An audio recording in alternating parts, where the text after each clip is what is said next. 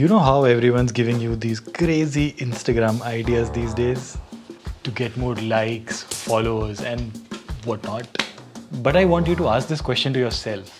Do these ideas really help you learn why some of these pictures look so good? Do you really get to learn how to use these ideas and make beautiful pictures? Or you're also replicating the same ideas and learning nothing new out of it? If you're also nodding your head with me, then this video is my attempt to help you understand why these photos look so good and how you get inspired from these ideas to create something beautiful at home. So let's do this.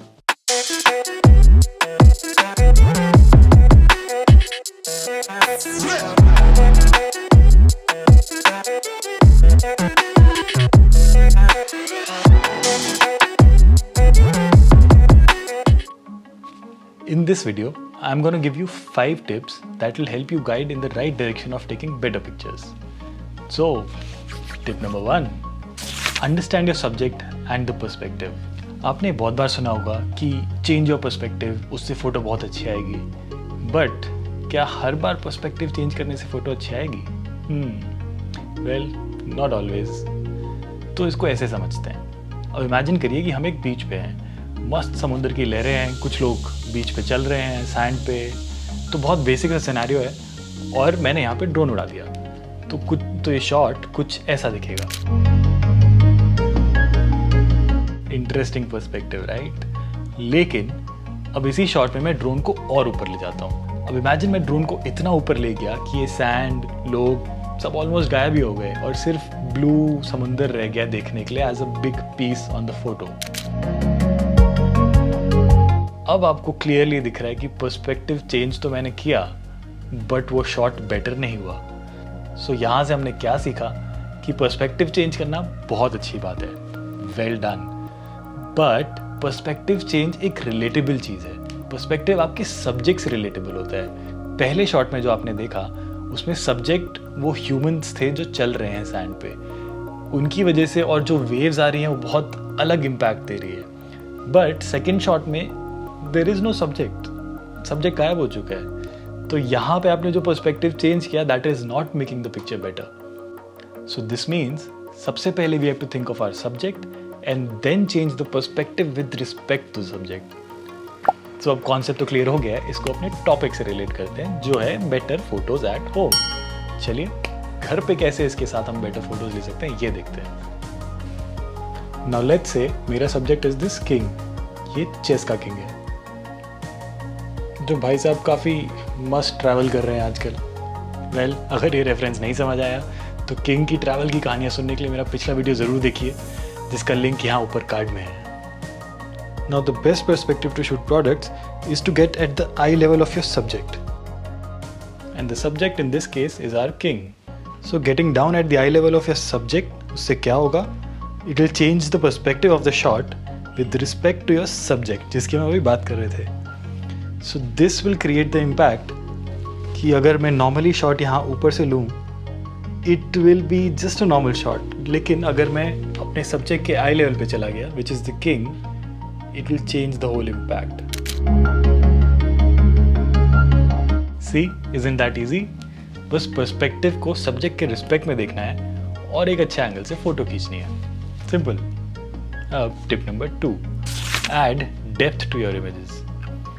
एक photo को हम अलग अलग layers में break कर सकते हैं जैसे कि फोरग्राउंड, सब्जेक्ट, फिर बैकग्राउंड. तो एक फ़ोटो यूजुअली इस लेआउट में डिवाइड होती है. लैंडस्केप में ये देखना बहुत इजी है बिकॉज वहाँ पे लेयर्स इजीली स्पॉट हो जाती हैं. बट अगर हम घर पे फ़ोटोज़ ले रहे हैं तो हम इस कॉन्सेप्ट को यहाँ भी अप्लाई कर सकते हैं. नाउ इन दिस शॉट हमारा सब्जेक्ट है ये रिस्ट वॉच जिसको टिप 1 के अकॉर्डिंगली मैंने पर्सपेक्टिव तो सेट कर दिया. अब डेप्थ क्रिएट करने के लिए फोरग्राउंड और बैकग्राउंड मिसिंग है हमारे पास. सिर्फ एक ये वाइट टेबल और पीछे वॉल है. तो we can introduce more elements जैसे कि पिछले शॉट से मेरे पास ये चेस बोर्ड है. So this could fill our foreground. और बैकग्राउंड के लिए मैं ये एक स्पीकर रख सकता हूँ पीछे. सब्जेक्ट जो कि यहाँ पर है उसके पहले भी एक एलिमेंट है जो इधर है फोरग्राउंड और पीछे भी है एक जो वहाँ बैकग्राउंड है. तो इन एलिमेंट्स की वजह से शॉट में जो डेप्थ है that will guide your eye towards the subject. और इस शॉट को मैं बहुत शैलो डेप्थ ऑफ फील्ड में शूट कर रहा हूँ। ये जो आप बोके इफेक्ट देख रहे हैं फोरग्राउंड में, वहाँ बैकग्राउंड एलिमेंट में भी, इससे भी एक डेप्थ की फीलिंग आती है which makes the subject stand out. Tip number 3, find the right light. अब फोटोग्राफी की बात हो और लाइट की बात ना हो, ये इम्पॉसिबल है, because photography and light they go hand in hand. Nothing can make your photo good if the light is bad, it's that relevant. I would say अगर कोई प्रोफेशनल बाउंडेशन नहीं है तो फोटो खींचने के लिए जो सबसे ज़रूरी चीज़ है लाइट, उसका वेट करना बहुत इंपॉर्टेंट है। You really have to wait for the right light. अब यहाँ पे I am talking about the natural light. Studio light of course आपके पूरे कंट्रोल में होती है, बट स्टूडियो लाइट सबके पास नहीं होती है, राइट? तो अपने पास जो अवेलेबल लाइट है, नेचुरल लाइट, हम उसको कैसे बेस्ट यूटिलाइज कर सकते हैं, that is what is important.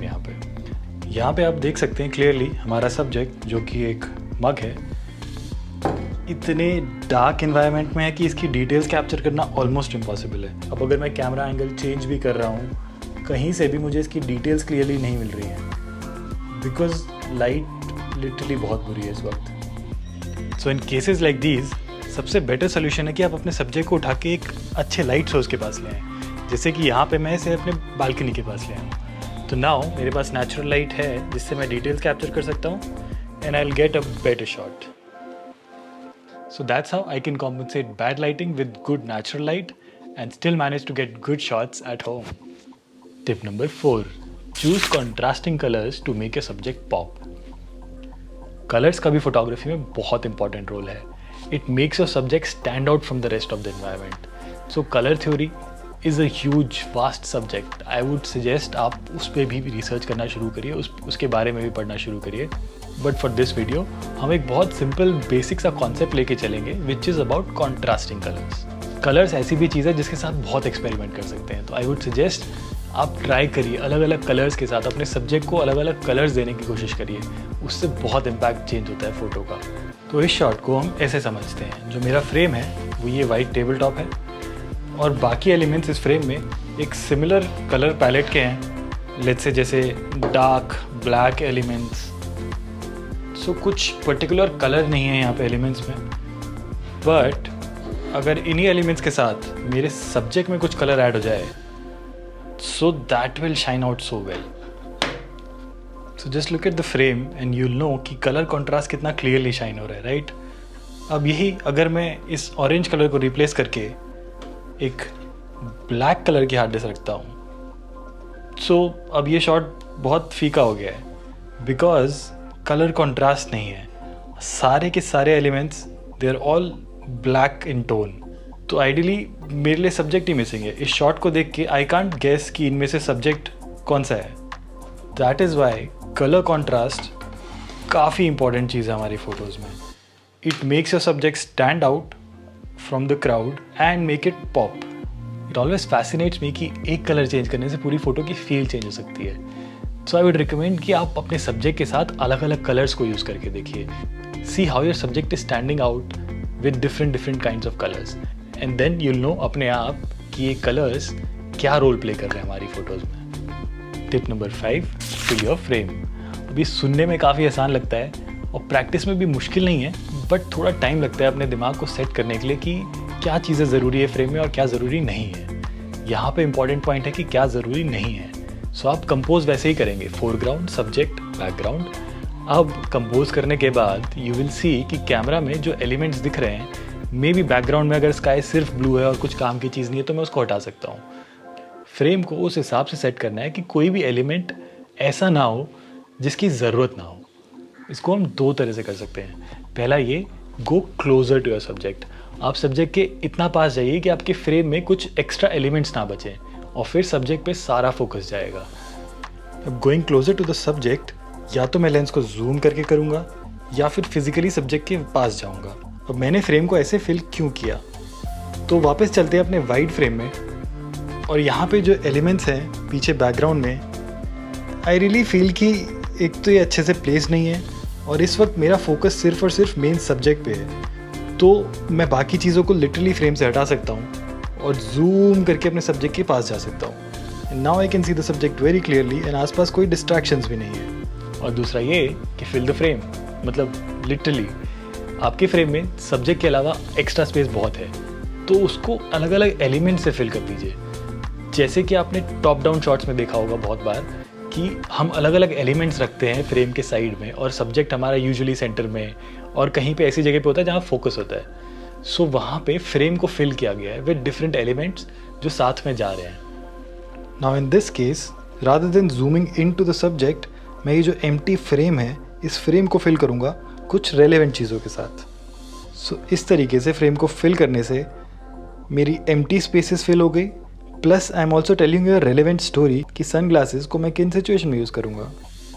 So I am sure ये 5 टिप्स से आपकी फोटोग्राफी तो ज़रूर इम्प्रूव होगी। बस प्रैक्टिस बहुत ज़रूरी है। इन कॉन्सेप्ट्स को दिमाग में बिठा लीजिए and keep doing it regularly with every photo that you click.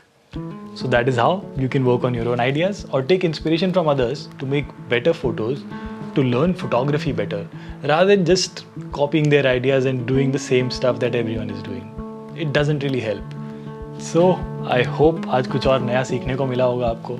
ऐसे tips and tutorial style videos और आते रहेंगे. I'll help you learn better photography for sure.